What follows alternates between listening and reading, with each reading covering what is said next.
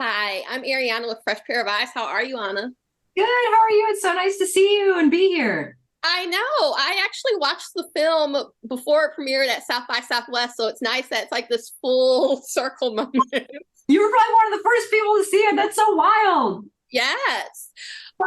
What's so interesting about it is that a lot of times in horror movies, not a lot of times, but a horror movie thing are twins. But this is kind of twins with like a really sick twist. How did you kind of come up with this idea and why did you want the appendage to be a twin literally and physically? I feel like metaphorically speaking, we have the shadow, it's like cheesy, but we all have our shadow side and our like evil twin. And I thought that that was a nice progression for this sort of metaphor of an anxiety monster that is, explodes out of your body and then kind of tries to take over your life, you know? Yes. When you were making the short, because this was a short a couple of years ago, did you always have the idea for a feature-length film in mind?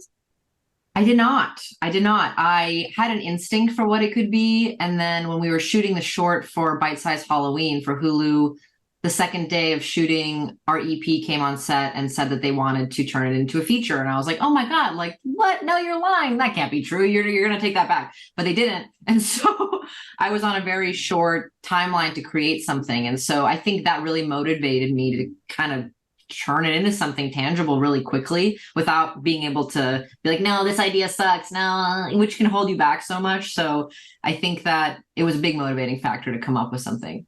Yeah, there are little nods to the short though, like the meat thermometer, the whole this is this an original idea or you thought so. There are nods to it, but there are completely different actors. Was that intentional to give it a different feel, or was it not purposeful and it kind of just was by circumstance? It was definitely intentional for it to have kind of stand alone. Like obviously there's almost an identical replication of the short into the feature with differences, but it's very close.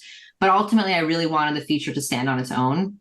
And so that was a really important part of the entire approach where, okay, how do we take this thing that we love and that we made and just kind of not do it the same, but bring something new into it so that the feature could speak for itself? Yeah, it's definitely some influences, but there's obviously so much backstory and lore. Usually, when there is like a demon or a monster in the movie, you have to do a whole origin story and lore about how this could exist. How did you kind of make up the rules of this is how an appendage would form and exist? I ran into, I forgot, I think I was listening to a podcast or something, and they were talking about dual DNA, which is a real thing. When people absorb their twin in the womb, they actually also absorb the DNA. So they have two pairs of DNA. And I was like, that really sounds like a metaphor to me. So I was like, okay, that kind of works. And then there's other stuff that I was researching, like fetus and fetu, where it's like your fetus keeps growing in you of your twin. It's like crazy stuff that's happening out there in the world. And I was like, this really is actually something scientific that is real. And I think I can use that for the mythology and kind of ground the mythology. So that was how that came about. Did you call your parents immediately and you're like, was I actually a twin and you just didn't tell me like Hannah does? I know. If they were more secretive about my birth, I would definitely have called. But they were very like, we were so happy when you were born, and here's your ultrasound. But I definitely would have if I didn't know. I'd be like, so what's going on? Yes. So Hannah works in the fashion industry, which is obviously a very judgmental and stressful industry. Was that something you had in mind that she needed to be in that industry? And did you consider other industries as well that she would work in? Yes, I considered screenwriting, I considered filmmaking, painting, music, and those just felt a little too isolated. And she really needed to be in an environment where she was part of the job was being criticized in a public forum. And so I had a few friends who worked in fashion and they were always telling me these like really intense stories. And I was like, damn, like that is really rough. And, I'm glad I don't have to do that every day and go into a corporate office and just be criticized and told I'm not good enough. And so what I liked about fashion design was that it was extremely visual and she could be an artist and create pieces that we could show. And, that was really exciting to me, but also have the cutthroat nature of the job. Yes.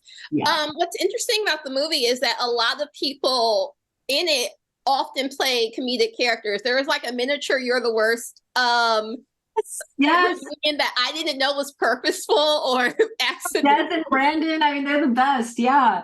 No, that the great catch on that. I mean, yes, all the comedy actors are super intentional and also are trying to give the audience permission, like, you can laugh at this movie. It's okay. Like, check out our actors are amazing comedians. Like, you're okay.